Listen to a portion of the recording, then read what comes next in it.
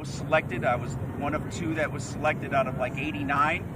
So we're like a unicorn. You hardly see them. And I'm fortunate enough to stay at ESG3 for another 3 years and possibly retire there. So when this great petty officer asked me to retire him, I was hoping that the command would have frocked me to captain in time to re-enlist him as an 06. That would have been good for me and good for him, right? 1 more gold stripe and a few more years for him. So when I learned that I made captain, I was pretty calm, and then I started getting nervous the last week because a lot of the emails and phone calls were coming in, and if I wouldn't have made captain, I would have had to retire this September and live in San Diego. Because Monica's not going to move. She's Colombian. She's not going to move from San Diego. So I don't know if you know it or not. So I'm walking the P-ways of the command, and every time I see Mull leave, I call him Mull, I knew he's going to smoke. And I quit smoking years ago, right? So I bummed cigarettes from him, and I think about the 8th cigarette, he was like looking at me like, really? 05, 06, you can't afford these cigarettes? So coming back from LA last weekend, I go, I know what I'm going to do. I'm going to buy him a pack of smokes just to repay him back, right? So I'm at that stupid counter, and I'm looking at all these cigarettes. I go, I think he smokes reds. Give me those reds right there, and that'll be $10. I said, what? $10 for a pack of smokes? You let him get away with that, huh? Or did he tell? Is he in trouble? Is he in trouble? Did he? My kids don't know it. Yes, they do. So that's for you. I was going to buy you a carton. Really, I was. Because I haven't bought smokes in so long. I'll smoke the Cuban cigar that my buddies give me. But after he said like $128 for a pack of smokes, man, I'm glad I quit many, many years ago. You got anything to say about that? No, I think that I'm glad I picked Captain Bailey. This ain't gonna be easy. All right. So a little bit about this ship. Can you imagine all the retirements and ceremonies that have taken place on this flight deck, and how old this ship is? And just walking up with Master Chief Davis, he says this was his first ship. That really dated himself, and a few other names that he pointed out. I didn't realize I was close company with so many people that were actually on this ship.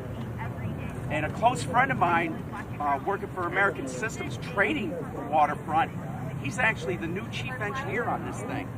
Lynn Santiago, retired 05-11-10. So I was like, oh my God, they really got a chief engineer on here? There's a department on here that maintains this great vessel. So I walk on board, I say, hey, let me talk to Lynn, call him up, Channel 5, have him come up. And staff tells me he's not even on board. So the chief engineer's not on board the Midway at noon. So that's that San Diego living for you. But a couple of facts on the Midway. The Midway was the lead ship and commissioned the week after World War II. Everybody know that? I thought it was in World War II, but that was after World War II. The largest ship in the world until 1955 at the first carried to transit the Panama Canal. So this was the first ship. Do they got a plaque down there in the mess decks that says all that, Master? Yes, sir, they do. So this was the first big Navy ship to transit the Panama Canal. Any of you guys been through the Panama Canal? I thought it was just one little gate from one ocean to the other. I was the OD on a PC class ship one night, and we were coming through the canal, and I think we were doing about 28 knots. We were mad. The CO wanted to get into Panama, and I didn't realize the geographics, like you're moving into a lake, for crying out loud. You're actually in a lake, from the sea to a lake to a sea, and it got me pretty nervous. I almost ran into a mountain. We'll keep that between us. It operated for 47 years, from 45 to 92. It saw action in Vietnam and served in the Persian Gulf, which I did not know. You know that? I was there. You should be up here. No, sir. Okay. Buffalo. So it served in the Persian Gulf, so it hasn't been that long ago, and it looks like the way it's looking now that it could probably sail tomorrow. I was hoping to get some of you guys down into the engine room if Lynn Santiago was here, because I actually was told that it looks pretty good since the day they decommissioned it, so it's amazing. the dollar value, everybody that has to pay to come up through here goes into the conditioning of this ship. In June of '65, VF-21 Squadron of Midway downed the first 2 MiGs credited to the U.S. forces in South Asia, so that's pretty good. And how much do you think this vessel costs to make? Back in when did I say 45? Yeah, 45. Take a guess. 20 million? That's my guess, yes, sir. Anything else? 10. 86 million. You know what it costs to build a carrier now? 20 billion.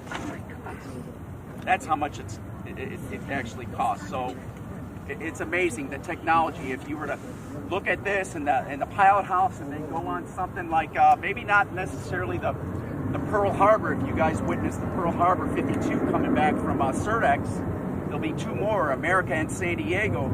The technology in those ships is remarkable.